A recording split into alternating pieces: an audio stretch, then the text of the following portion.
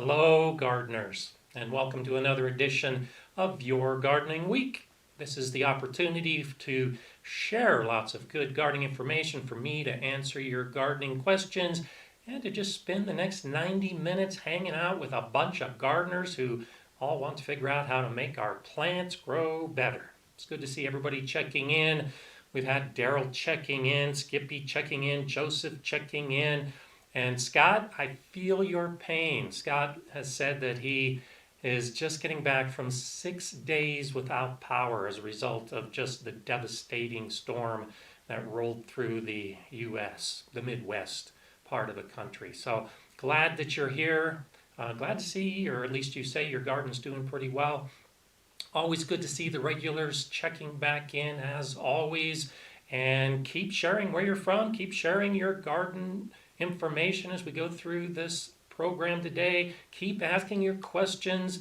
And by all means, if you have an answer to someone else's question, throw it out there, because that's one of the best things about this every Monday is we really do get to share the ideas. Sure, I'm the guy on the camera giving some of my expert advice, but there's a lot of you that have expert advice as well. So welcome again. It's always great to be here on Mondays. It's always great to have you here. Jennifer, good morning to you as well from Long Island. It's been so long since I've been to Long Island. I need to go again. And Daryl's checking in from Littleton. I've got some really good friends in Littleton. That's in Colorado. So it's nice to see that I've got a lot of local people, or relatively local people, that are always involved in this live stream every week. In addition to Raymond from Indonesia, all of the people from Canada, all over the world. This is just so amazing to me. And I say this every week because it just never ceases to amaze me how we're all connected throughout the world just by being gardeners, and that we can meet up on Mondays. So it's just so incredible. Okay, so Prepper Chris is already starting by asking a question, but first, I'm going to get to what you asked last week, Chris. So as we were ending the show last week, Chris had asked if I have ever or will I plan to grow hemp. And I'm a gardener, so I have or will plan to grow just about anything that can be grown in my environment. And hemp can be grown, but my garden isn't quite ready for it yet. And so I'm waiting to build some areas. Hemp is actually a pretty good plant. The seeds are just packed with nutrients, but it can actually improve the soil as well. So if it's legal to grow hemp in your area, and legal is a relative term because nationally in the United States now it is legal, but some localities haven't figured out how to really make it legal, and seeds may be hard to find, plants may be hard to find. But it's one of those plants that can actually improve soil. It just takes a lot of water, and it requires a richer soil than I have. So to answer your question, Chris, I haven't done it yet, but I am planning on doing it once I can get this one area of my garden soil enriched enough. And I also want to put it in an area with a little bit of shade so I don't have to water as often. So it's coming. Probably a couple years away, but I haven't grown it yet. And then to your question about sunflower seeds, do they need to be white? A lot of it depends on the variety. So if you're going to harvest sunflower seeds, understand what kind of sunflower plant you have and why you're growing it. Because if you're growing a black sunflower seed for the birds, for instance, the seed and then the meat inside the seed are going to be a different size and a different color and a different growth point than a seed if you're growing to eat. So when I've grown sunflower seeds before, the types I've grown have been kind of a whitish color with some black streaks through it. The best way to tell when to harvest the sunflower seeds is to actually pull out some of the seeds and crack them open. And they tend to ripen, to mature from the outside of the plant moving in.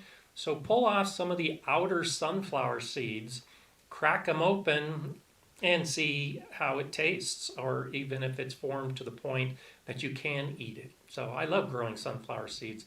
That's a good question. And actually, now that I think about it, I actually don't have that on my long list of videos to do. So next year, I'll actually grow some sunflower seeds and do some videos about growing sunflowers and harvesting sunflowers.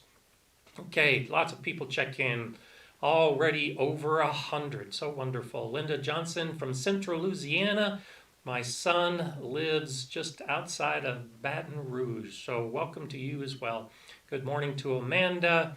Oh yeah, Chris is saying it's a mammoth, and you're asking to replant. So I would wait until the seed is completely mature. Leave it on the plant until the flower petals are drying, until the stalk starts to turn brown and droop. Then you can harvest those seeds for replanting, and by then you should be assured that they're mature. But it still holds true. Pull some of them off, crack them open, and if they're good enough to eat, they should be good enough for planting new plants in the future. Okay, good morning to Bettina from Ontario, Jennifer in Suffolk County, Dee Dee O'Brien, welcome, MG. It's so good to have you all here every Monday. I could spend 90 minutes just thanking all of you and offering my appreciation just because this is so incredible. So Karen's in Visalia, Matthew in Oklahoma. Good morning to you as well, Nicholas. Thanks for being here. Let's go ahead and jump into a question that I had from last week that I wanted to talk about. It comes from PDMG, that's Paul in Northern Virginia. He says, do you recommend Legume Inoculants? And if so, can you recommend a brand that you have used? So this is a great question. And I did talk about this a number of weeks ago when I was talking about growing legumes in your garden. So when you grow a legume, like a pea or a bean, for instance, you probably know or you've heard that they'll add nitrogen to the soil, and that's because of the little nodules that are on their roots. Well, the way that happens is because of soil bacteria that actually works with the roots of a legume, and then it takes nitrogen from the air and then puts it into the roots. Well, that bacteria needs to be present for that process to happen. Often, what you'll do is you'll buy an inoculant, which is that specific type of bacteria. And so as far as a brand, I have bought inoculants before when I wanted to grow a lot of a particular type of legume for the purpose of getting that nitrogen benefit. And most of the time, if you're going to order, particularly from an online catalog, they will have an inoculant to go with their legumes. And that's what I've done. So no particular brand. It's just if I order from like Johnny's Seeds, well, Johnny's has a bacterial inoculant for the legumes. I haven't done that often because for the most part, when I'm growing peas and beans, I'm not growing them for that nitrogen benefit. I'm just growing the plant to get the peas or the beans or whatever I'm getting off of it. I grow vetch as a cover crop, and it has the same properties as a legume. And a long time ago, I did buy an inoculant for the vetch. But ever since then, I've just harvested my vetch seeds, planted the vetch. It grows great, and I've never needed an inoculant. So if you don't know about inoculants and you don't know much about legumes, this is a really good subject to learn more about. And so I encourage you to maybe do some homework and do some research so you can understand how the root nodules and the bacteria and the nitrogen and the plants and all that work together, because it really is pretty incredible. Seeds and Sanity, thank you so much for that super chat. Fill in raised beds, layering aged split firewood, twigs, mulch, leaves, needles, dirt, and compost. Should I layer food scraps? I have access to lots. Sure, absolutely. Everything that you've listed is a really good source of carbon. And so when you're filling a bed, you can think about it like you would a compost pile, where you have some nitrogen components and you have some carbon components. You have some greens and you have some browns. So all of those twigs, all of the leaves, all the needles, all of that stuff will gradually decompose. If you can go ahead and add some food scraps, and what I often do, and I've mentioned this in some of my videos, is I'll use fresh green grass, just newly cut lawn, and I'll throw that in if it happens at a time when I'm filling a bed. Definitely adding some type of nitrogen component, some type of green material like food scraps when you're filling a bed will help with the decomposition of all of that carbon-rich brown material. And so therefore you're accelerating the enrichment of your soil. So absolutely, go ahead and add in those food scraps and keep doing all the rest of it. You've definitely got the right idea. I think it's so good of an idea, and you may have seen my couple of videos that I talk about this.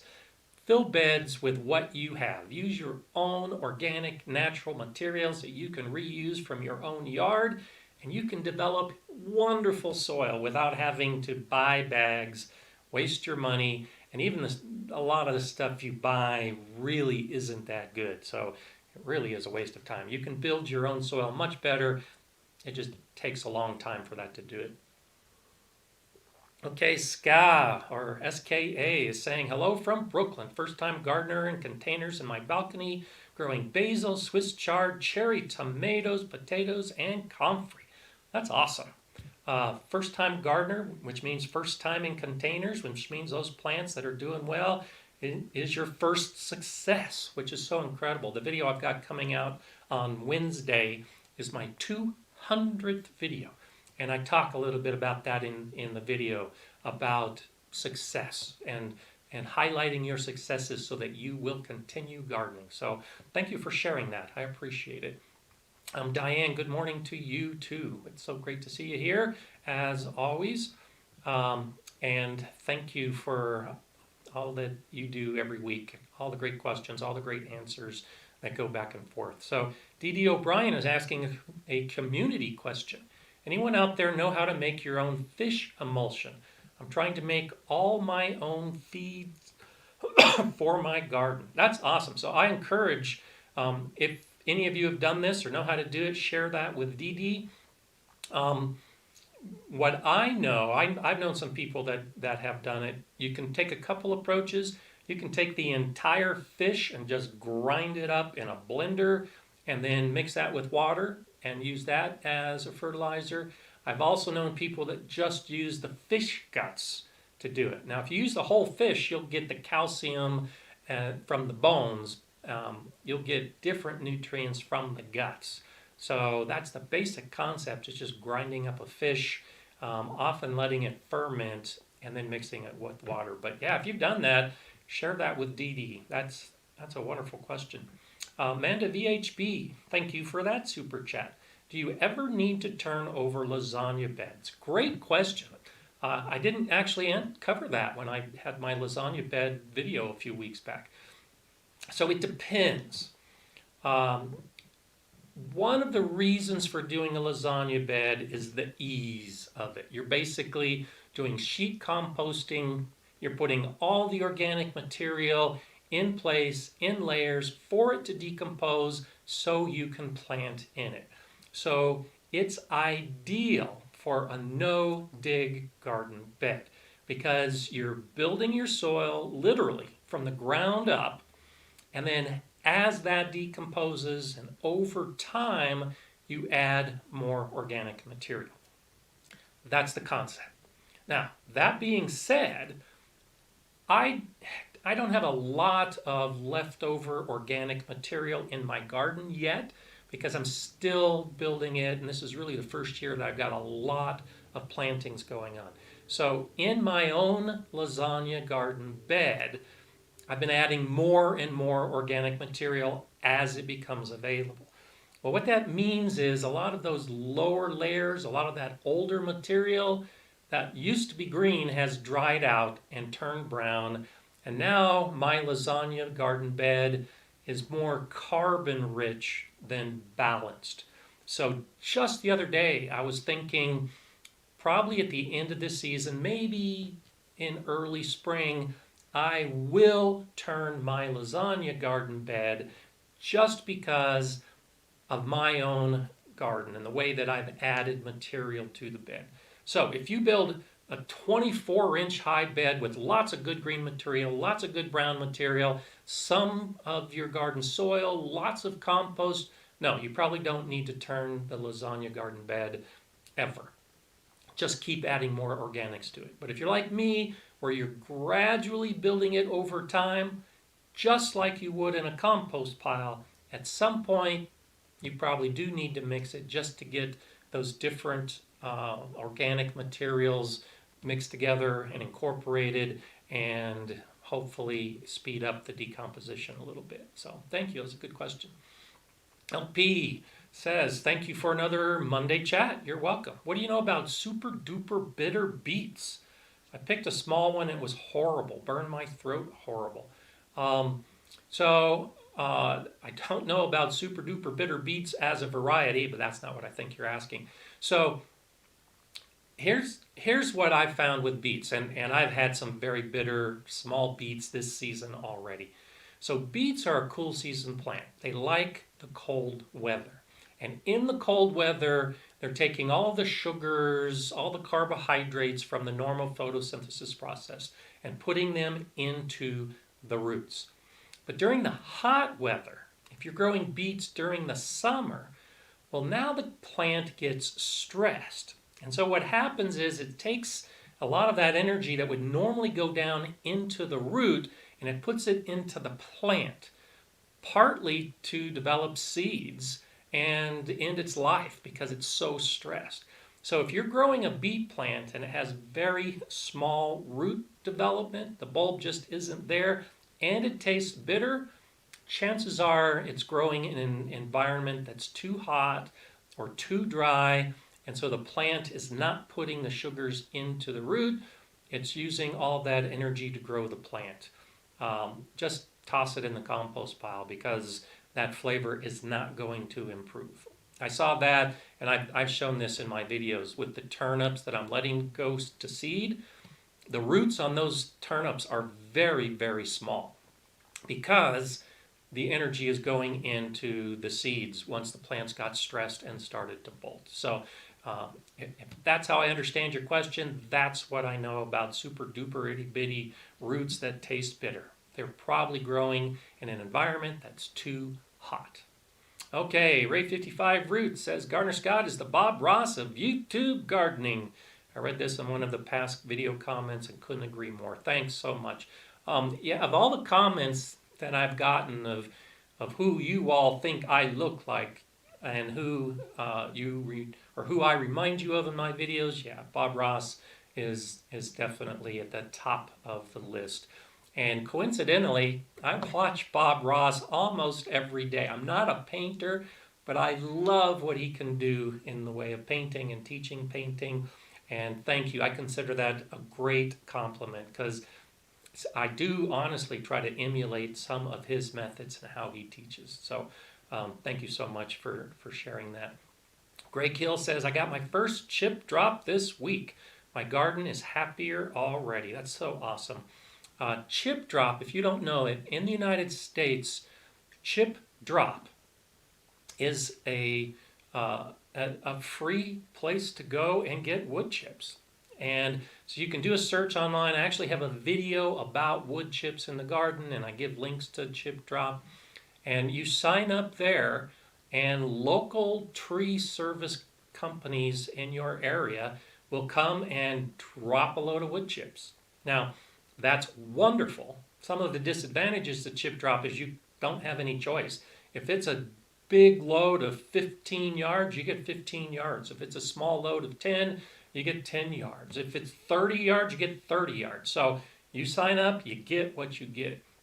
It's not available in all areas. And so believe it or not, I live in Colorado Springs. This is a community of over 600,000 people. A lot of trees, and there are no service companies that have signed up with chip drop so far. So last year I had signed up. This year I looked into it. 40 miles up the road, they've got a ton of chip drop availability, but it's not available in my area. So I encourage you look into chip drop. It's a great way to get a lot of wood chips. Just don't be surprised if you sign up and never get any wood chips. It might not be available. Or just the opposite. You sign up and get way more wood chips than you expected. That's possible too. Every Saturday I go to my local chip and mulch site and pick up a load of free wood chips. That's the best option I'd have, one trailer at a time. Chip drop just cuts that down to a couple minutes. That's wonderful. Nadine says, greetings from Connecticut. Just commenting to say that shade cloth has made all the difference in de-stressing my plants, and they're growing beautifully again. Thanks for the tip. So glad to hear that, Nadine.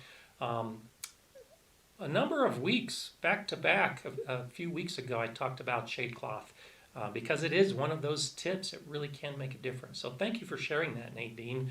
It's always nice to have that validation. LP says, thank you. You understood my question better than I asked it. And it makes sense. I did grow my beets during the heat, so I'm so glad I could help. Thanks. Aracelius P is saying, how long should you have the indoor growing lights turned on? That's a really good question. So a lot of it depends on what you're growing and what stage of life they're in. But for the most part, seedlings, you should have grow lights on 12 to 15 hours a day. That's a really good target. And the lights should be just a few inches above the seedlings. For more mature plants, like house plants for instance, once plants get to a certain size, if you're growing inside, try to get on a natural sun cycle. And so I'll do this. I've got some lavender plants that I started from seed many months ago. And they're not big enough to put outside yet. I'm going to put them outside next year. So this year, as they continue to grow, I'm going to modify my grow lights to mimic what they would have if they were outside. And so as we move into fall, I'll be shifting from 15 hours a day to 12 hours a day of light. And as we move into the winter, I'm going to drop that down to 6 to 8 hours of light a day. So new seedlings require a lot more light. Established plants don't necessarily require that much. And if you're going to leave them indoors for a period of time, try to match up with what's happening outside. That's what I found works best for me. Okay, so let's see. Jay is saying, any advice for using a large quantity of cedar clippings for garden mulch? So cedar clippings, I use pine clippings in my pathways. So between my garden beds, I'll use pine. I did have a pretty big cedar tree, and so when I had clippings from the cedar, I just mixed it with the pine. But that's what I do. The cedar, pine, all of those resinous clippings are going to take a long time to break down. So I put them in my pathways just because they're great at hindering weed growth because it takes so long for them to break down. So consider using that, especially if you have a large quantity. Just spread them in areas where you might have some weeds and you want to cut back on the weeds. I have put the pine and the cedar clippings around the edges of some of the large areas of my garden. Again, kind of as a bit of a border to differentiate where the plants are growing and where the weeds and the pathways are. And that's another option, how I've used them, is just as an edging around some of the beds. So hope that gives you some ideas, Jay, to move forward with. Okay, Mrs. Marvel, welcome back. This week's live is a great excuse to step inside and get out of this Arizona heat. Building beds and getting ready for fall. Lots to do. Yeah, definitely cool off. Take advantage of the opportunity to just sit and talk with the rest of us. Nina Vecchi, thank you for that super chat. Should we apply worm castings in fall or spring? How can we store castings we harvest in winter? Really good questions. So I tend to put a lot of my organic material in the beds in the fall.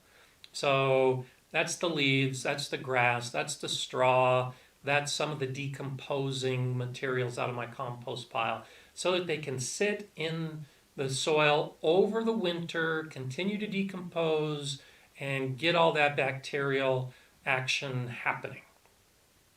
The worm castings don't need to decompose. They're essentially already decomposed after going through the worm. Now, there is some additional breakdown that will happen. So the benefit of worm castings is that rich nutrient worm manure, essentially. I'll add the worm castings in the spring to that soil that was already amended, because the worm castings now have the nutrients, for the most part, that are in a form that the plant roots can access right away. If you put worm castings in your soil in the fall, you're really not getting any plant benefits. And by the time the winter is over, a lot of those nutrients may have leached out of the soil, they may have broken down, and you're kind of defeating the whole purpose of having saved the worm castings. So I encourage worm castings in the spring. As far as what you save over the course of the winter, I'll just put them into plastic bags with a couple holes poked in them, or maybe the top of the bag open so that I don't get mold developing.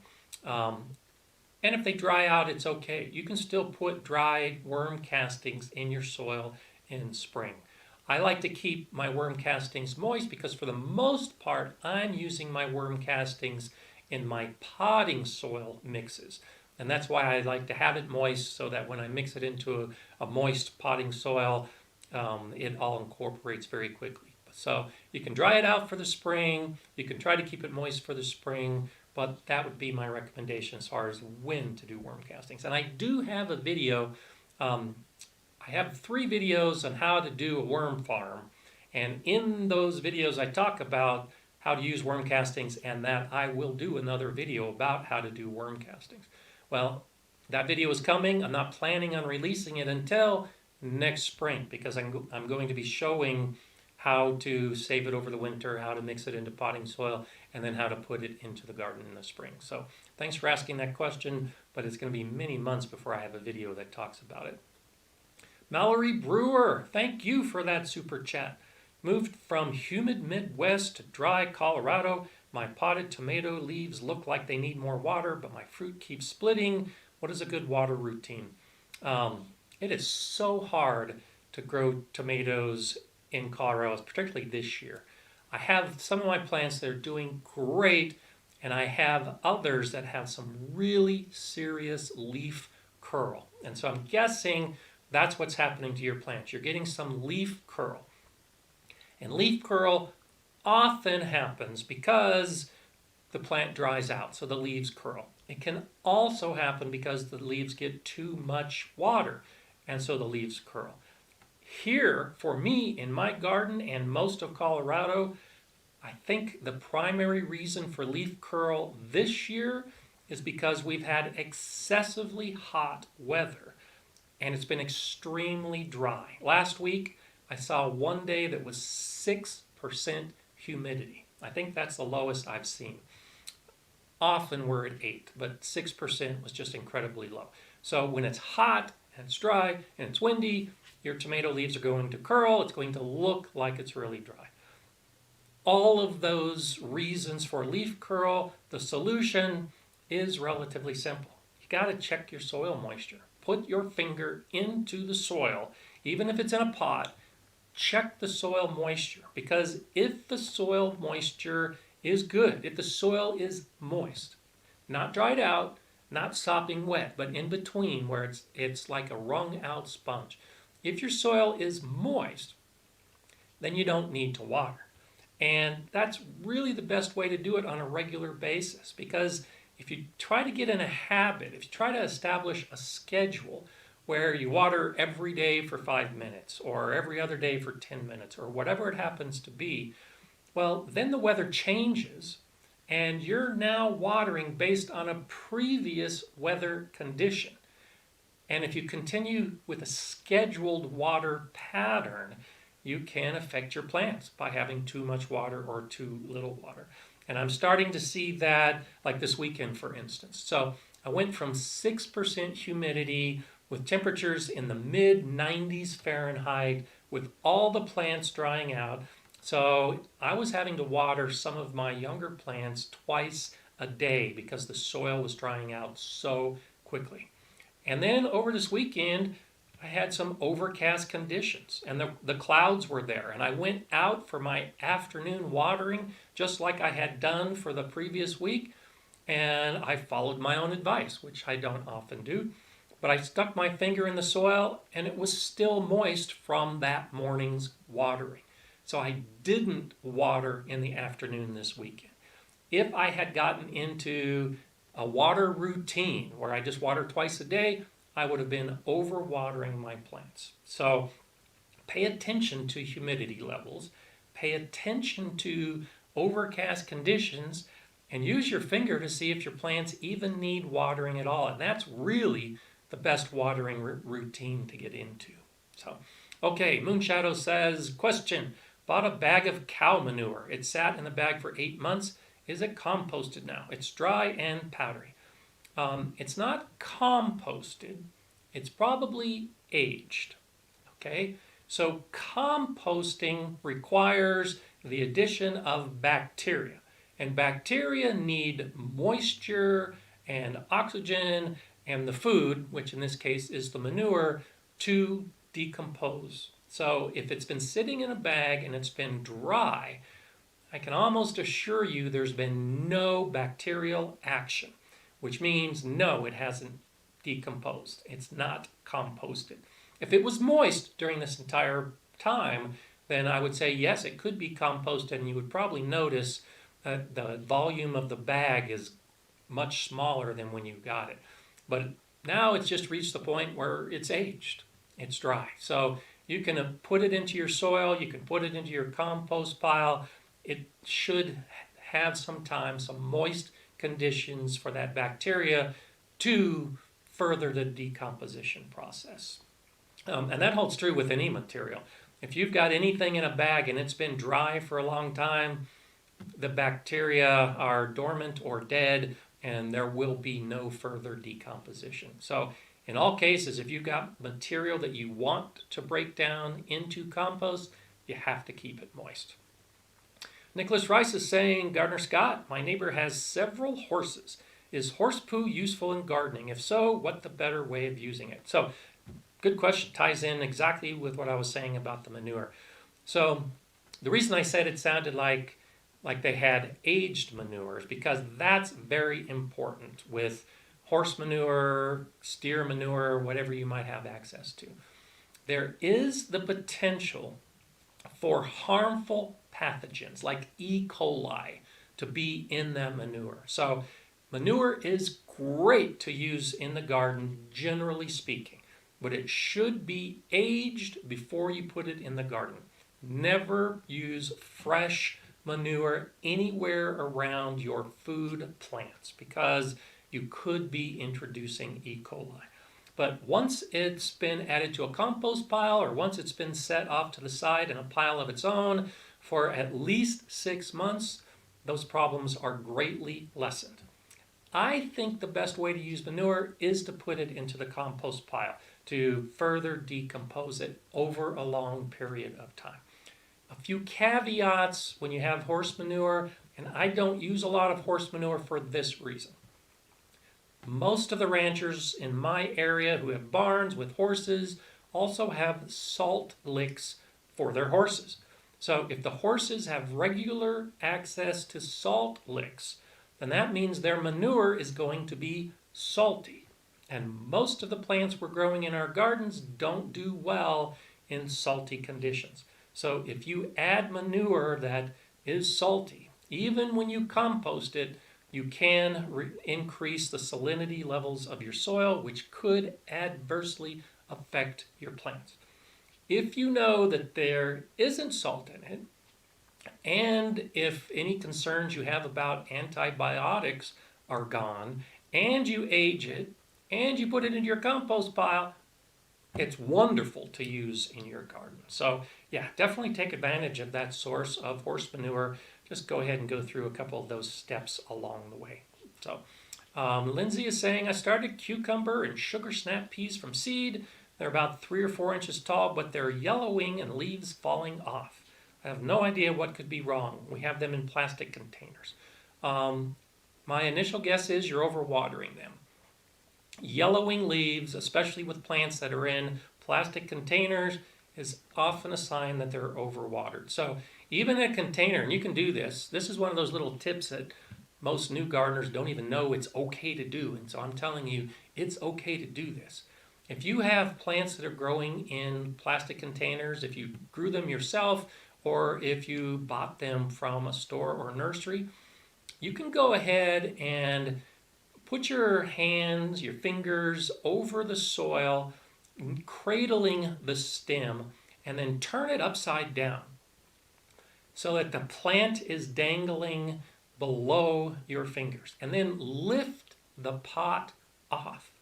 And if you can lift the pot off, you can tell instantly how wet the soil is, or how dry the soil is, or how root bound the pot may be. So, especially for plants that reach at least 4 inches tall and there's some root development, and you're not sure about what's happening, stick your finger in the soil just like before, but that might not tell you the whole story.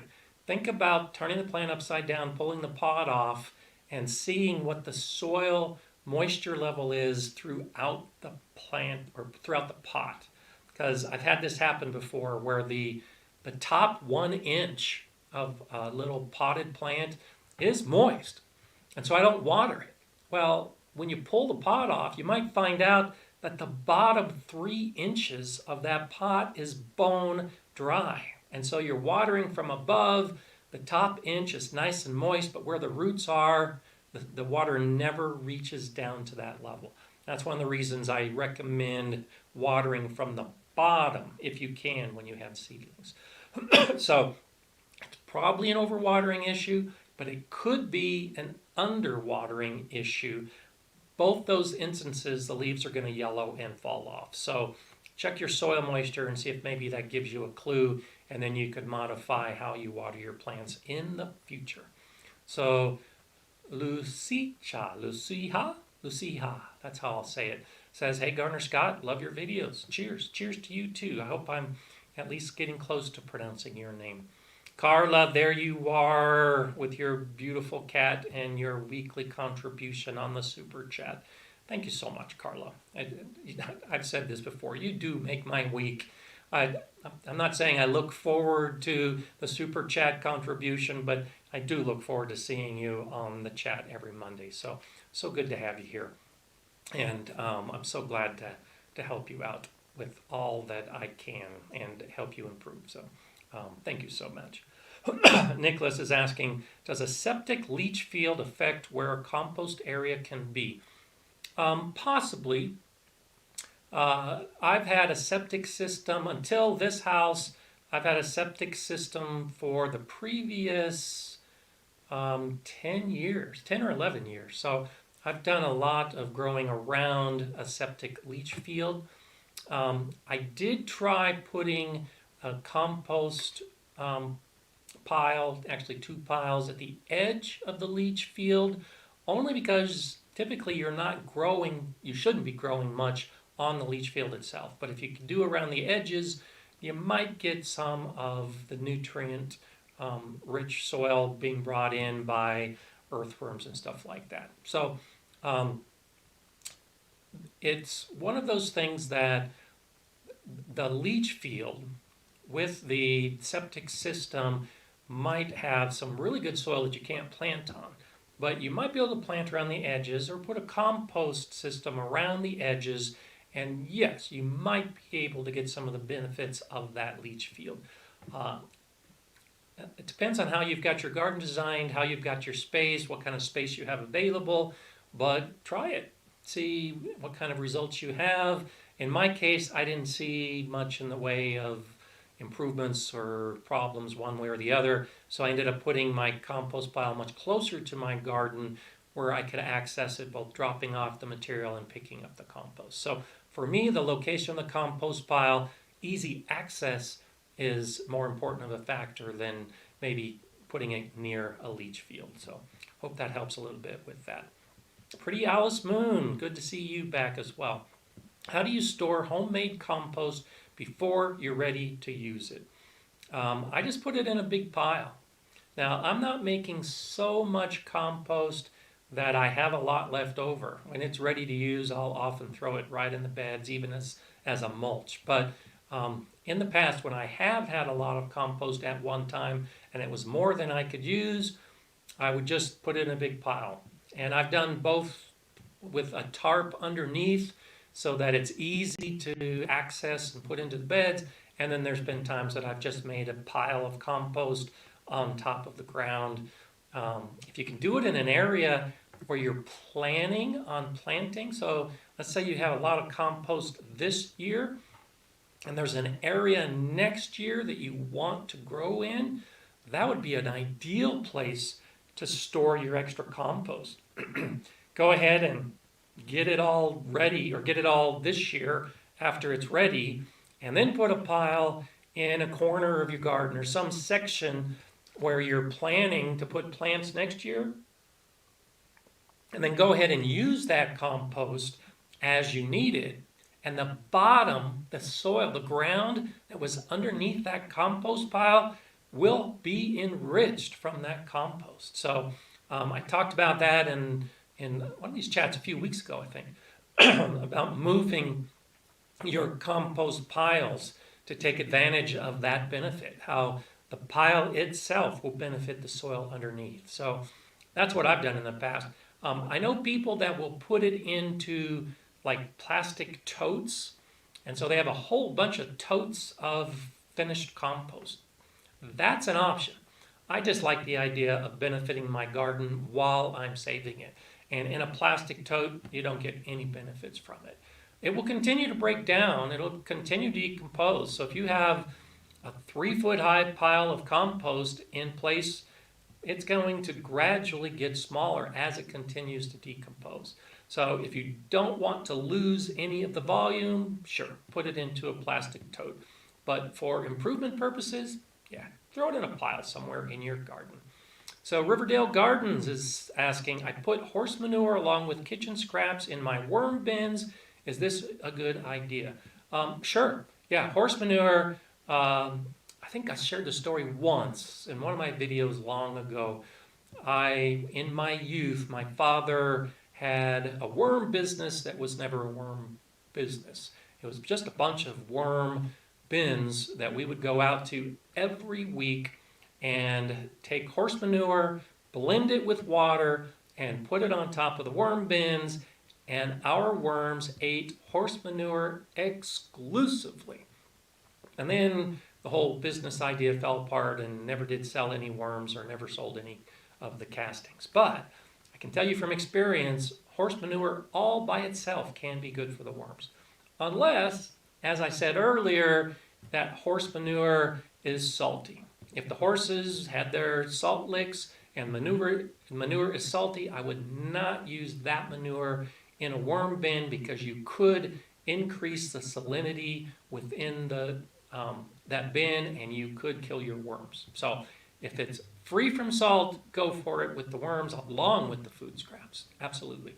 I use just food scraps for my worms and stay away from the manures just because I'm not sure about it. Now I do have a source that I'm going to seek here pretty soon for llama manure, and if I find out that it's salt-free, I will be putting llama manure in my worm bins. So manures can be great. Good question. Thanks for asking. Carla's asking, are you concerned about amino pyralids, I think that's how you pronounce it, and other weed killers that might be in straw and manure from horses and cows fed commercial hay? I am concerned about that, yes. For those of you that don't know, that's a huge issue that's kind of working its way through the gardening community, where some of the chemicals that are used in growing commercially will be left on the plant. And particularly, it's some of the herbicides that are intended to kill the broadleaf plants. And so the grassy plants that we get our straw from, it might be rye straw or wheat straw or barley straw. And so, yes, some of those chemical herbicides could stay on the straw. And if you bring that straw into your garden, you could be introducing some of those herbicides. Or if you have animals like horses that are eating some of the feed stock that has those same herbicides on them, it now is in their manure. Another great reason to compost manures first, because the studies I've read and some of the research shows that some of these herbicides can stay active for as long as 12 months. So composting can reduce that problem. Some of the herbicides will leach out during the composting process. It is a concern. I do ask the question if the straw where I buy it from has been exposed. The problem is that even though the farmers are supposed to tell the consumers whether they've been using the amino pyralids, that doesn't always happen. And so I am using less and less straw in my garden, just because I do have some of that concern, and I'm trying to use more and more grass and leaves. And the grass is free of any of the herbicides. That's why I'm willing to use it. But I can tell you this year, the plants that are growing in my straw bales are actually doing very well. And the straw I have in other areas of the garden, the plants aren't showing any signs of herbicide damage of any type. So do ask that question. If you like to use straw, and I love using straw in my garden, you should ask that question of the source. If they know whether the straw has ever been exposed to any of those herbicides. They're supposed to tell you if they know. And if the answer is yes, you can still use straw in your garden, just don't use it around your plants. Use it in pathways or use it in areas where it's going to be a year before the plants are exposed to those plants. So, good question, Carla. Thank you for asking that. Okay, Doris is saying, good morning, Gardener Scott. A little late this morning, but I'm here listening from my garden. Well, hello to you in your garden. As always, I'll be heading out to the garden after we finish here, and I'm so glad you were able to join us and listen along. And I've said this before, we're at almost 200 people now. And so if you're new to the live stream or if you're watching it on replay and you feel like you just aren't able to participate because you're never here to start the live stream when it starts, or you can only be here for a few moments, you can listen to it as a podcast. Now, I'm not doing this as a podcast, but if you pull up this live stream on your phone while you're driving or while you're working in the garden, you can listen to it just as though it would be a podcast and not miss out. So I think that's a great idea, and I'm glad that you share that idea, Doris, because I do that with some of the gardening information that I'm seeking. If I want to get out in the garden, and it's so easy to just watch videos over and over and over again, but I'll do that. I'll watch a video on my phone in the garden, and I'm not doing it to actually watch the footage. It's often a live stream like this, and you just listen to it. So glad to have you here. Thanks so much for that. Okay, let's get to another question I had from last week from Anibal Palacios. I'm filling a raised bed. What should be the percentages of different parts of the substrate that I should use? And so, good question. I have talked about this in the past. So if I'm repeating, I apologize, but I'll try to throw some new stuff in here. I think I talked about it in depth last week. 25% organic material is a good target when you're filling a bed. And that's primarily the soil that the plants will be growing in. So for my tall beds in the lower half, I'll put logs and branches and grass and food scraps and manures and wood chips just to fill up a lot of that space. And then I'll also put in some of my native soil. And that's going to decompose over a long period of time. But in the top portion, I use a lot of my native soil with a 25% target of compost, leaves, manure, whatever the organic material happens to be. Ultimately, the target for your soil should really only be 5% organic material, which is kind of a surprise. Well, if you start with 25% organic material as you're filling your bed, it will decompose, it will break down, and it'll get you closer to that 5% target. And then just continue to amend as the soil needs to be enriched, and then once it's reached that 5% point, you go with organic mulches, which will continue to enrich the soil as they break down, and you'll never need to fertilize again. One of the ways to ensure that you have that proper mix is to do a soil test. So I had a professional soil test done with the University of Colorado labs, got my baseline. I'll continue to amend. I'll continue to add more organic material every year. And at about the 4 or 5 year point when I think my soil looks really good, I'll send samples into the lab to be tested again. And I'm expecting that they'll tell me my nutrient levels are good, my organic levels are good, and at that point, I don't need to worry as much about amending the soil every fall like I normally do. So Heidi, thank you.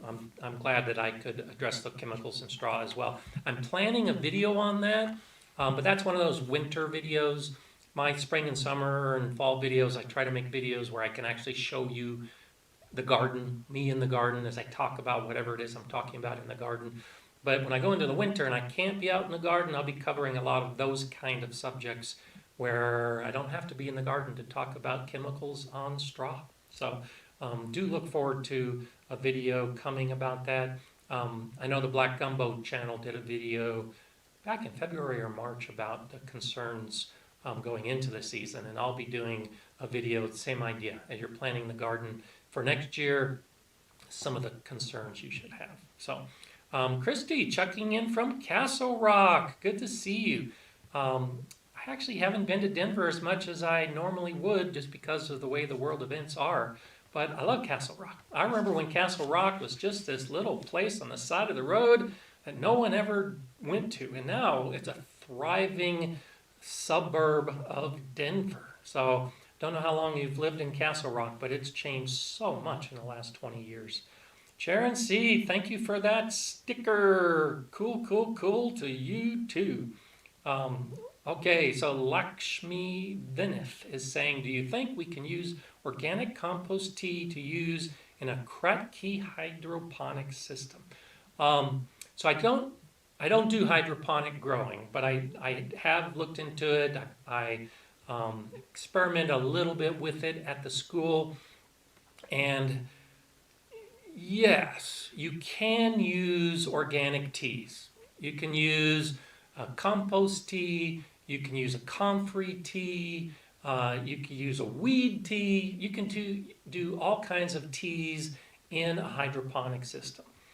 The issue, however, is you don't know for sure what nutrients are in that tea and in what ratios.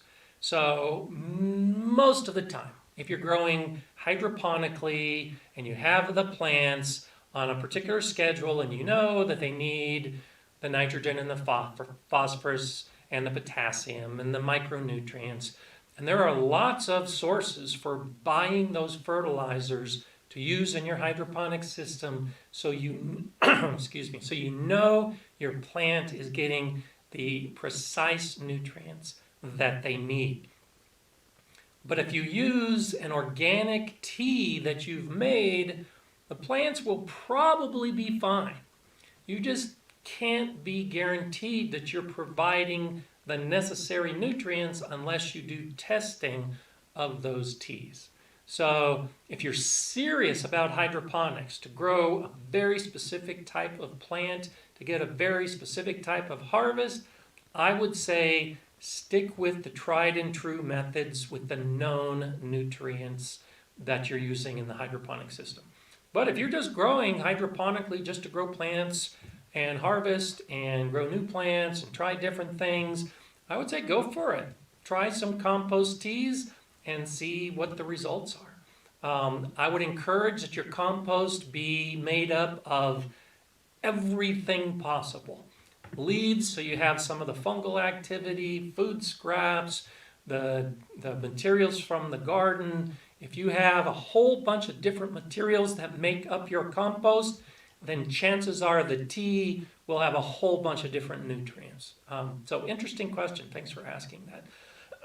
So Laura Laspie's asking, are you going to do a garden tour soon?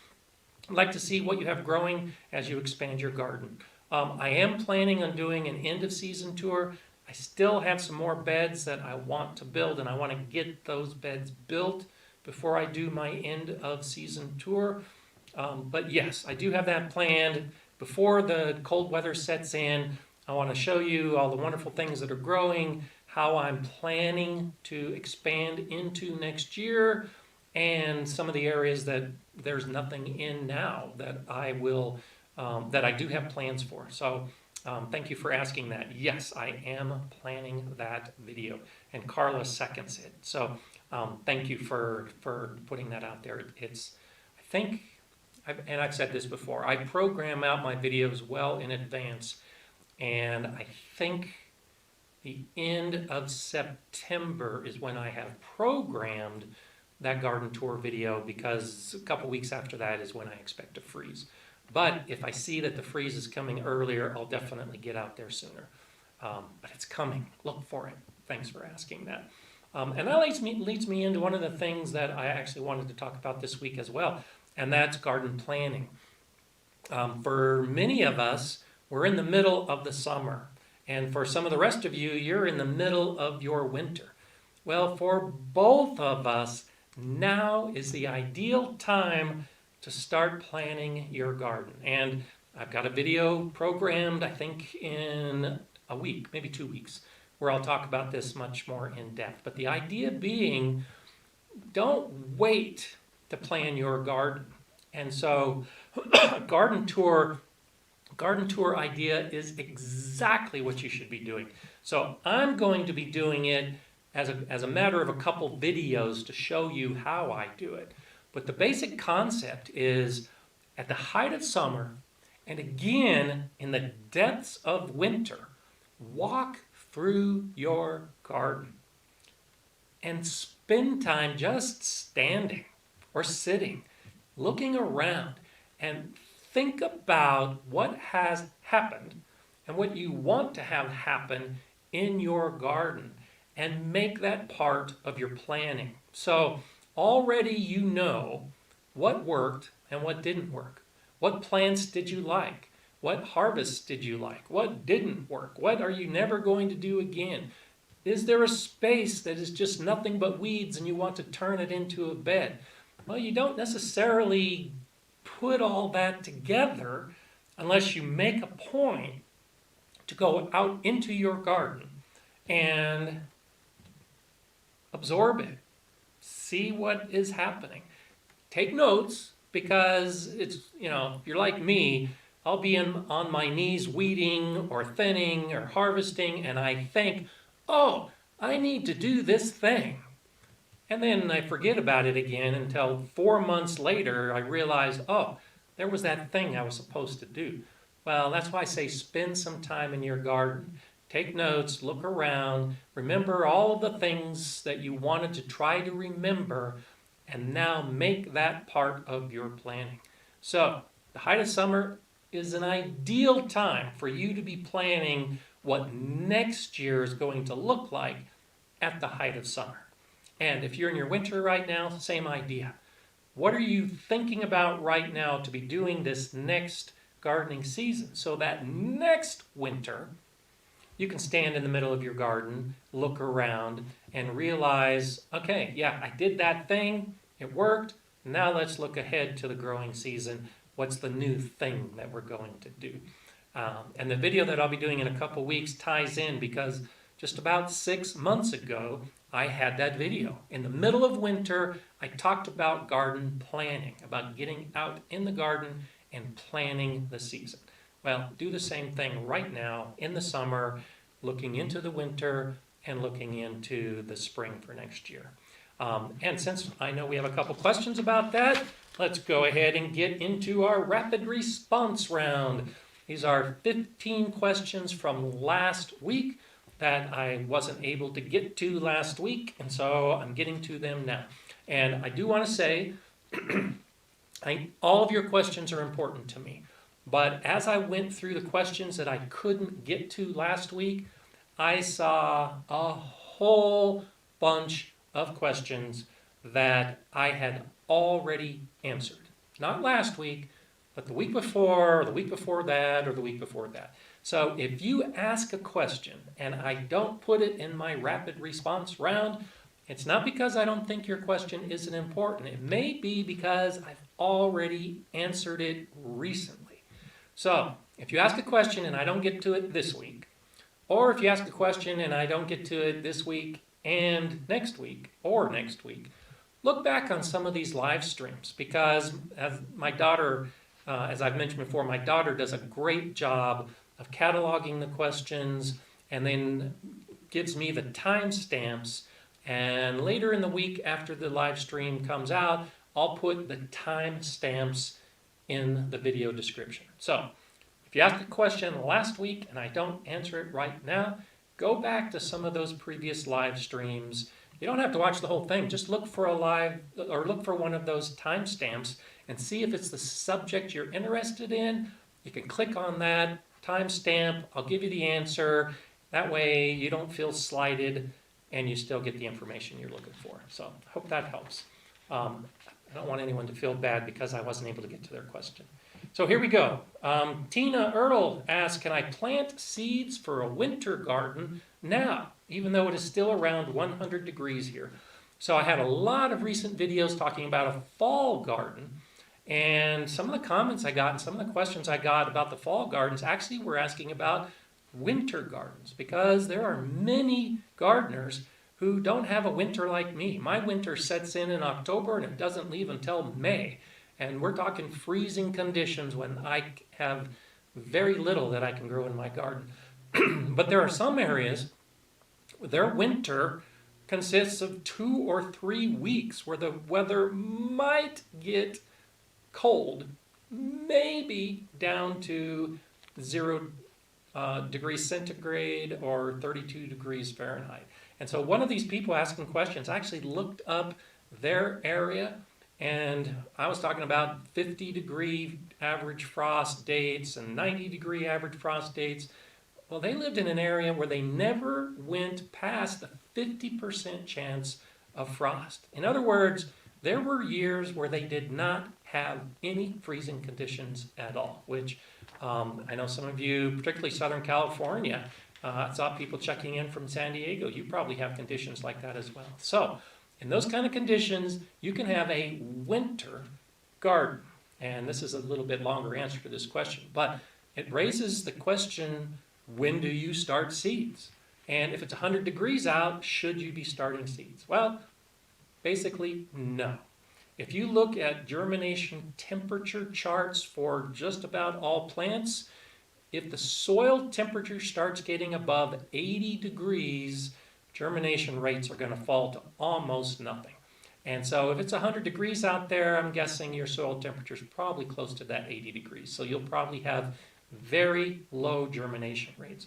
And then when those seedlings emerge into 100-degree temperatures, they're probably not going to last very long. So I recommend all of you, regardless of where you live, don't put seeds in the ground when it's 100 degrees. My brother who lives in Arizona just knows you can't be growing, you can't be starting a garden in August. You have to wait a few months. You have to wait until the soil temperatures fall. You have to wait until the air temperatures fall. And then, yeah, you can have your winter garden. You can grow into the winter. You might not get the sunlight that some of the plants need, so you might have stunted plants, or the plants are going to kind of enter a dormancy period before the sun comes back, but don't do it when it's extremely hot outside.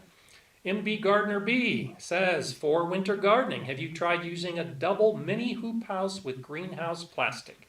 What should the spacing be between the 2 layers of plastic? So this is the opposite problem.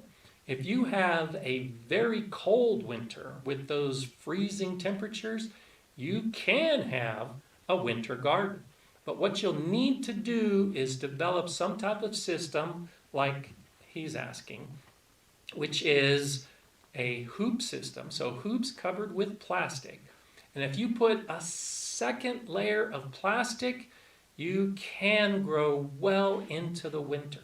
And I haven't done it yet. I'm planning to do it this year. And of course, I'll have videos that show this. One of the best sources for information about this, I love the channel 1 Yard Revolution, OYR. And he hasn't made videos now well over a year, but the videos that he has are just wonderful. He has a lot about how to make a double hoop system over your beds and talks a little bit about the air in between. So based on what I've looked into and a little bit of research I've done on the double hoops, you only need about 1 inch of air. Basically the concept is that you have the plastic layer that's over the bed and plants that's holding in the warm soil temperature. Then you have about 1 inch of air between that layer of plastic and a second layer of plastic. And that inch of air, a little bit less, a little bit more is fine, acts as insulation to keep that internal pocket of air warm. So it doesn't take much of air to be an insulator and have great effect. But I am planning on building that and showing you how it turns out. S. Andy asked, when will the seed companies be restocked for ordering? Great question. I don't know for sure, but all of us who tried to order seeds or even buy seeds in the store know that there were shortages this year because so many more people were getting into gardening. Seed catalogs come out typically in late November or early December. So my guess, my prognosis for this situation is that seed companies are doing everything they can to stock up now, which is probably a reason there's a lot of seed that's out of stock, because they don't want to be out of business next year. They want to have some stock available when their catalogs come out. So, to answer the question, my guess is January, February will be the time of year that you'll see the seed catalogs come out and the stock available. I do most of my seed ordering in the January or February timeframe. I strongly encourage you to do seed ordering at that same time so that you don't run into a problem with lack of seeds. Wait for the catalogs to come out, order from the catalogs, and you should have ample supply of seeds. I think most of the new gardeners this year don't know much about that system and how it works, and so in the April-May timeframe, everything was bought up. But if you get on a normal calendar schedule of getting your seeds at the same time every year, you probably shouldn't have a problem about it. And then Dan Chacon is asking, is there going to be a seed shortage next year? I can't predict that, but I would not be surprised if there are shortages of some seeds, particularly the ones that a lot of people are buying. And some of this is normal. Like strawberries we've talked about before, and we've talked about asparagus before. There are some plants that are always going to be popular, gardeners are always going to be buying them, and there's always going to be a limited supply. So if you want strawberry, bare root strawberry crowns, if you want asparagus roots, you have to order them either very late in the year, very early in the year, because they always sell out, because there is always a shortage. As for all of the other seeds, I don't think there's going to be a big shortage next year. I think a lot of the gardeners this year that overbought seeds because they just didn't know any better, or because maybe they were a little frightened about the future. Things have mellowed out. Things have leveled to the point that those gardeners realize, first, they have an abundance of seed because they bought too much and they need to reuse that seed next year. And also, for the rest of us that have been gardening for a long time, we realize you don't need a whole bunch of seeds. You only need one package, maybe two. And that knowledge will also help reduce the potential shortages for next year. So you can help the situation. If you buy seeds and you need one packet, well, only buy one packet. You don't need to buy 5 unless you are buying 4 or 5 different gardeners. Okay, Carrie Ramirez is saying, when overwintering plants in a garage, is it okay that the plants aren't getting much sunlight? It depends.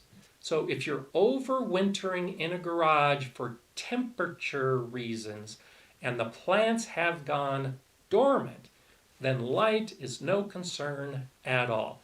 And so these are plants like, let's say, lavender or rosemary that will go dormant when the temperatures fall.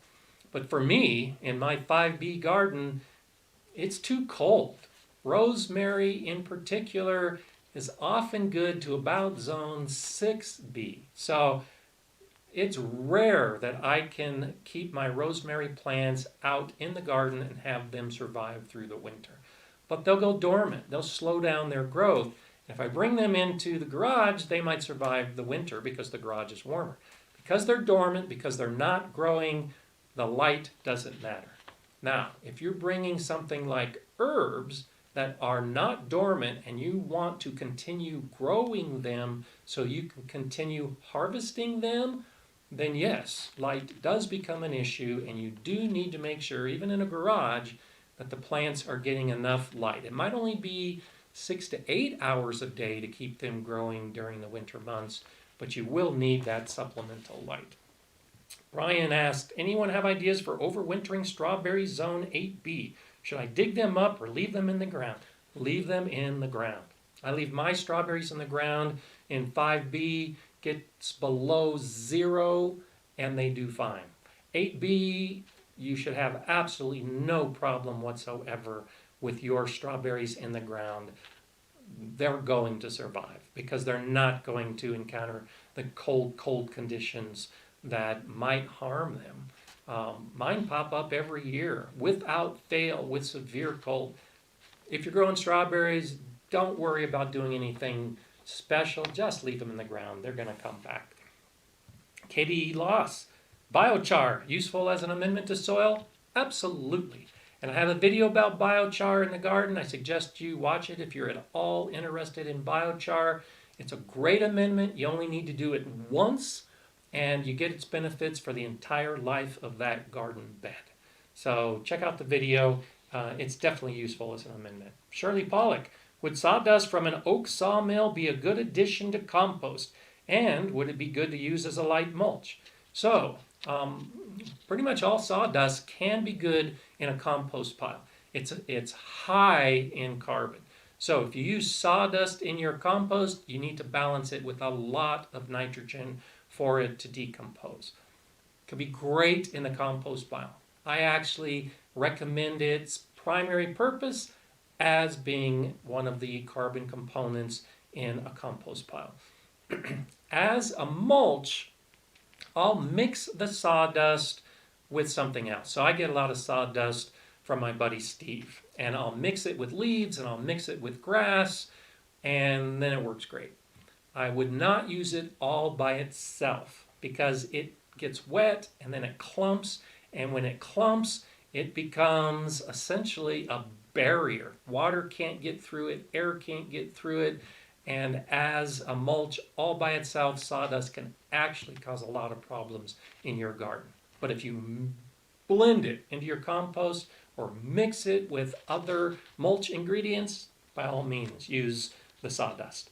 Susan Allison, do pine needles lose acidity after they dry out? Yes, they do. Green pine needles are slightly acidic, and when they dry out, the acidity is gone. So you can use pine needles as a mulch all day long, and it's not going to change the pH level of your soil. Prepper Chris had asked, what's the benefit of fermenting?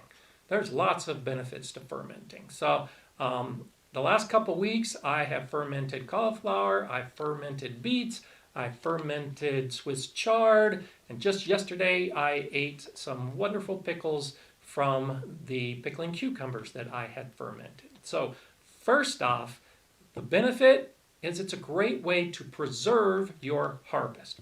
Because now in my refrigerator, I have jars and jars of these fermented vegetables, and they are delicious.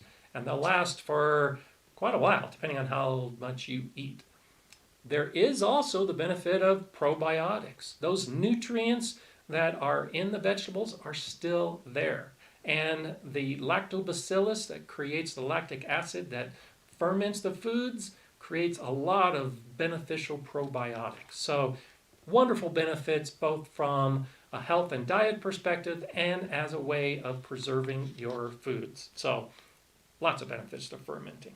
And then Homestead Engraving Business and Life had asked a question as a result of Chris's question. Are there safe canning methods using honey in place of sugar? Yes, there are. Now, most of you probably don't know that after I went through the Master Gardener course back in 2004, the next year I went through the Master Food Preserver course. And so I was actually certified as a Master Food Preserver. Now they call them a Master Food Safety Advisor, at least in my area.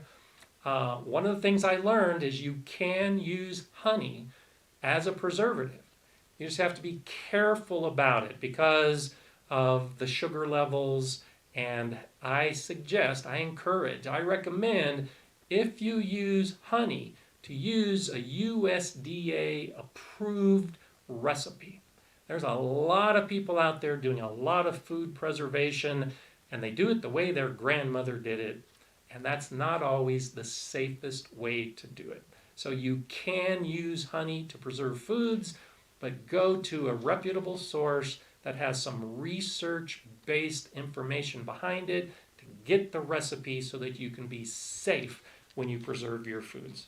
But especially if you've got a lot of honey, if you have bees, you can use it. Ashante Essex, is cardboard good for starting a garden bed? It can be. I don't use a lot of cardboard. Cardboard is a very effective barrier. So if you're trying to kill weeds, and I am trying to kill weeds in some areas, and I am putting cardboard down, and you'll see this in future videos, yes, it can be an effective way to start a garden bed because you want to kill the weeds underneath it. So you put a layer of cardboard down, then your bed, and eventually the cardboard will decompose. In a dry area like mine, it takes a long time. If you don't have the weed issue or the grass issue or whatever it is underneath where you're going to be building a raised bed, then don't worry about the cardboard. The mere depth of soil, if you're putting 8 inches of soil or more on top of the ground, that's enough to smother and kill just about anything under there, unless it's a pernicious weed. So go ahead and build raised beds on top of soil without any type of barrier. That's my #1 recommendation. But if you have an issue where you need a barrier, or you need to kill weeds, then yes, cardboard can be good for starting a garden bed. Nikolai Nonenbroik, have you ever used or know someone who has used fish tank water as fertilizer? I would think it has tons of nitrogen in it, but I want to make sure it's safe to use for the plants. So this goes back to a lot of the discussion about manures. Yes, I know people that use their fish tank water in the garden. In my biochar video, I actually talk about using the fish tank water as a way to charge the biochar. It can be very effective. Yes, it does have lots of nitrogen because it's fish manure. I think a better option, because of some of those other issues with potential pathogens, is to use it in the compost pile. You got to keep your compost pile moist. Might as well use some of your tank water in it. I would not necessarily use it around edible plants, like leafy plants, just because you're not sure how the biologics are within that tank water. There could be some harmful bacterial growth. So I wouldn't use it on my spinach and my lettuce and the plants that I'm going to be eating those greens. I would use it in a limited way around some of my root crops, but I would definitely add it to my compost pile all day long, or to the biochar. Luz Robles asked, I tried Hugelkultur in my raised garden bed this year. It's decomposed and depressed about 2 inches. Should I try to turn that top layer of used twigs and leaves, or just keep adding to it? So in my Hugelkultur mound, I'm not turning it. So I dug a pit, put in the branches, put soil and more organics on top of that. You can see that in my video about Hugelkultur. And now all I'm doing is just adding more organic mulch, because its primary purpose is for all of that woody material to break down, enrich the soil, and I don't want to turn it. But in my raised beds, where in the lower half I have Hugelkultur philosophy with the twigs and the branches and the leaves and all of that, I will be turning the top half, that is primarily the soil and the compost and the grass materials. That's because that soil has also dropped, but a lot of the organic material that I put in last year is decomposed. I need to add more organic material. I need to keep building up the bed. So I'll turn the top half of those Hugelkultur beds. I won't be turning the bottom half. I'll let them continue to break down. And Luciano Cordova asked, how do we know when our crops have E. coli? This is a great question, especially since I talked about it earlier with the manure potential problems. You don't know. You don't know unless you are a scientist or have sent the material off to a lab for testing. You don't know if your beds are contaminated with E. coli. The most likely source is a manure product, which is why I always say age it and put it through the compost first before it goes into your soil, because you don't know. So if you have any concerns at all about E. coli contamination, don't put it anywhere near your food crops. You can still use that compost or that horse manure around trees and around shrubs and around flowers, because you're not going to be eating those parts of the plants that might be exposed to E. coli contamination. But any concerns at all, keep it out of your vegetable garden, because you just don't know. It's better safe than sorry when it comes to E. coli. Okay, let's get back to a few questions before we get to our philosophy time. I'm glad I could answer your question, Luz. Okay, so Tennessee bushcrafter for mosquitoes. Plantain is growing all over the yard, not the banana type. Make a poultice and apply one of nature's best astringents. Wonderful. So I'm guessing someone was asking about what you do for mosquito bites. A poultice is a great way to do it. I've never particularly I haven't followed that recipe, but thank you for putting that in there. I appreciate that. Okay, Jason is saying my cucumber vines are growing well for a couple months. Few blooms or fruit suggestions. Have some patience. The high temperatures of summer, when they're above 90 degrees Fahrenheit, will cause the blooms to fall off or a lack of pollination. And I've seen that already. My squashes, especially my zucchini, I was harvesting every day. And then a week ago, we had every single day in the mid-90s with 6% humidity, and I haven't harvested a zucchini in a week. The same with my cucumbers. I was harvesting the pickling cucumbers that I fermented. They were doing great. And then after that extreme heat and low humidity, the amount of cucumbers that were being formed dropped dramatically. As soon as temperatures cool, you'll get more flowers, you'll get more fruit. And as we talked about at the very beginning today, you can use shade cloth to help out. So if your cucumbers are not producing like you hope they will, put some shade cloth over the cucumbers and you should see a noticeable difference in how many flowers you're getting and how much fruit you're getting. It's one of those little tips that really does make a difference, like we talked about in the beginning. Okay, let's go ahead and get to our philosophy time.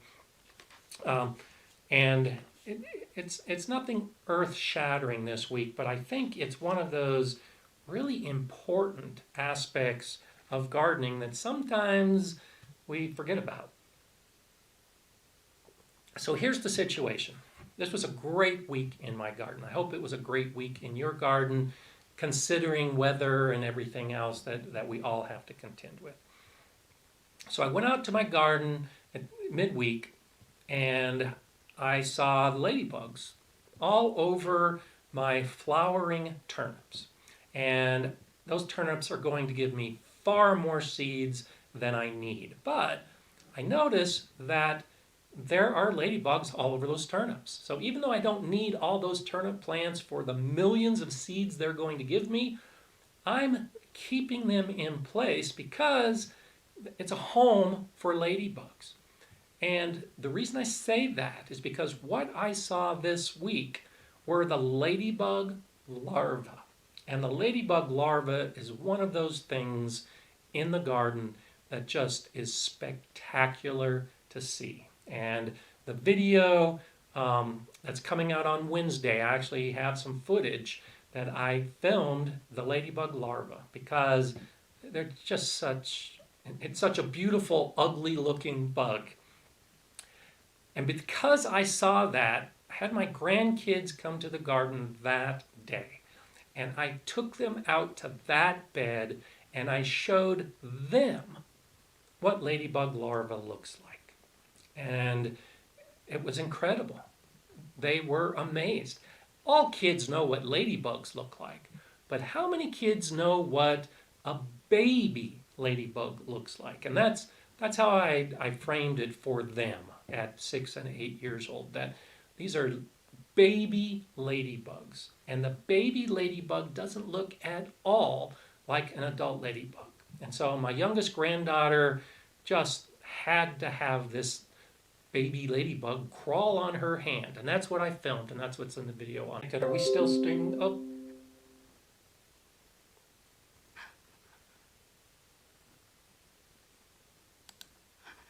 Okay, I think we're back.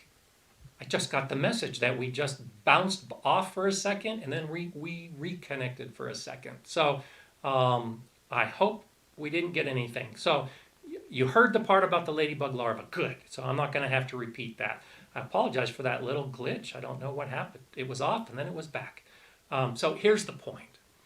The ladybug larva is one of those things that you may never see. But if you encourage ladybugs to your garden, you can create those memorable moments. You can get to the point where you see ladybug larvae. So for the rest of my life, I will remember this week and seeing the larva and sharing it with my granddaughters. That's what you should try to do. Try to create those moments, even by yourself. Another great moment in my garden this week is I saw my very first praying mantis. So I went out in the garden, I was watering my pumpkins, and I saw this big green praying mantis. So what did I do? I went and grabbed the camera and started filming it, and I watched that mantis crawl all over the leaves. Some of it's on film, some of it's in the video that's coming out on Wednesday, but I just watched.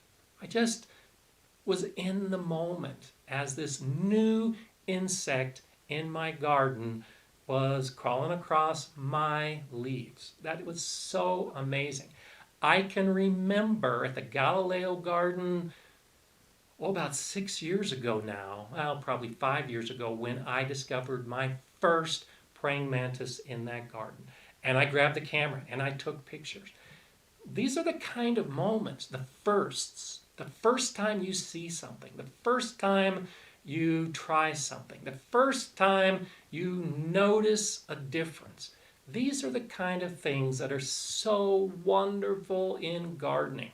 And so create those firsts, create those moments. And some of them just happen. I knew I was benefiting the ladybugs by keeping those turnip plants. I didn't know that I would see 3 larvae walking through the plant close enough that I could film and close enough that I could get my granddaughters to enjoy that experience. But I set the stage. I had the plant. I knew the ladybugs were there. And then the moment happened. So do that throughout your garden. Approach gardening from that perspective. If you start learning about the insects and the birds and all the rest, you'll have those moments. Another great moment for me this week was my very first hummingbird. Now, I haven't created my hummingbird garden yet. I haven't put out a hummingbird feeder because there's a lot of flowers that I want to plant before I focus on the hummingbirds. But some of those plants are important to hummingbirds. And I've started putting some of them in. I'm growing a new type of salvia this year that I've never grown before, primarily for the bees and the pollinators. But when I got it, it also said that it attracted hummingbirds. Well, I thought that was amazing. So I started those plants from seed at the beginning of this year. I hardened off the seedlings. I planted them in various areas of my garden, never expecting that this week a single hummingbird would find those 2 plants in my garden. I created a memory without even knowing that the memory was going to happen this week. I expected the memories to happen next year, but it happened this week because I put in some plants that I knew would attract hummingbirds. How cool is that? So this, for me, so far in this season, has been one of the most memorable weeks that I've had because I've had these firsts. The first ladybug larva, the first praying mantis, the first hummingbird. But there were also lots of other things. I harvested some gold nugget tomatoes this week for the first time. And of course, they taste incredible. So take the time to stop and enjoy all of the firsts that are happening all around you. And especially on a week like this, and most of the weeks that you're probably having and will continue to have, there are so many of these things that are happening that you never really stop and acknowledge how important that moment is. You get a zucchini and you eat it, and you get a yellow squash and you eat it, and you get some tomatoes and you eat it, and you pull the spinach leaves and all the rest. That's just normal part of gardening. I'm saying stop, take a minute, and recognize how important that first zucchini is, how important that first tomato is, how important all of these singular events are. Because when it comes time for you to share your gardening stories and promote gardening to your friends and family, it really helps to have some stories to tell. And these firsts are some of the most amazing memories you'll have. In the Galileo garden years ago, I can remember the first time I saw a salamander. Now, we don't have salamanders in Colorado Springs. At least that's what I thought, because it's just so dry. But the school garden sat just above a little stream. It's probably about 50 yards away. And we had some very wet conditions day after day, which is very unusual. And one day I discovered a salamander in the garden. My guess is it came from that stream, crawled up the hill, crawled through the fence, crawled underneath the mulch because it was all so wet, and then suddenly there's a salamander in the garden. Well, that's a memory that will never leave me because it was a first. It never happened again. So take some time today and tomorrow and for the rest of your gardening career to acknowledge those firsts. And if you recognize that you're not encountering a lot of firsts, well, then use that as another moment to think about how you're gardening.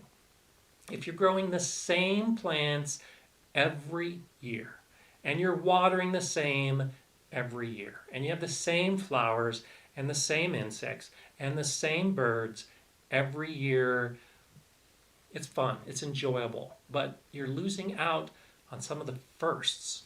And so if you start getting to the point where you're recognizing that everything is the same, do something different. Put in new flowers, put in a new bed, start different plants. Try to bring in some of those different animals. Or take a kid out in the garden and let them experience it for the first time. For you, it's old hat. If you've got praying mantids everywhere in your garden, it's no big deal. It's just another one. But for a child, it could be the very first one they've ever seen. So do it. Be one of those gardeners who creates the first moment for yourself and for everybody else that would see your garden. And it just makes it so much more enjoyable. I can't tell you how heartwarming it was to be standing with my granddaughters and my daughter too, because it was a first for her as well, and share that moment that I had had earlier in the day, and it was all because of ladybugs. Such an amazing moment that I'll never forget, and I know they won't forget it as well. So there you have it, some philosophy for the week. I hope you take it for how it was intended, which is to improve your gardening world and for you to become a better gardener, because that's what this is all about. That's why I'm here. That's why I share my stories and my information. So that brings us to the end of our time. It's so good to spend this time with you on Mondays. I look forward to seeing you on next Monday. If you can't make it, come back for the replay and just enjoy this camaraderie we have with all the time that we can chat back and forth. Thank you for being here. I do appreciate your support. And until next week, I'm Gardener Scott. Enjoy gardening.